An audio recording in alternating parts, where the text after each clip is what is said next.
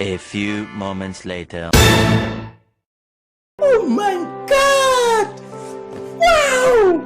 So ayun mga samurayan, subukan natin mag-heat test gamit ang ating high temp ng Samurai Paint at ibang brand. So ayan, kung makikita nyo, gumamit tayo ng dalawang klaseng brand ng spray paint na high temp gamit ang ating Samurai Paint at ang brand X. So ayan, gagamit tayo ng metal plate upang ating lagyan ng pintura sa ibabaw ang brand X. Pinapalad din natin ang ating pag-apply ng ating pintura. Sa gawing baba naman natin pinintura ang ating Samurai Paint. Layer by layer lang ang pag-apply or coatings ang ating ginawa. Ayan ang brand X at ang Samurai Paint. Ayan, para sa may pintura ang at metal plate gamit ang brand X at ang Samurai Paint. So ayan, gagamit tayo ng torch at saka ng heat detector. Ayan, unahin natin ang brand X. Painitan natin, tingnan natin kung hanggang saan init na abot ang kanyang item. Ayan, sa 112 degrees Celsius pa lang, bumula na kaagad ang kanyang pintura. At ngayon naman, subukan naman natin ang Samurai Paint. Tingnan natin kung hanggang saan tatagal na init ang kakayanin ng Samurai Paint. So ayan, umaapoy na, umabot na sa 500 degrees Celsius, 570 na at hindi pa rin bumubula ang kanyang pintura. Paabutin natin ito sa pinaka-maximum na heat temperature. At ito na naging resulta pagkatapos natin palamigin ang ating metal plate. Mga Samurai Paint yan!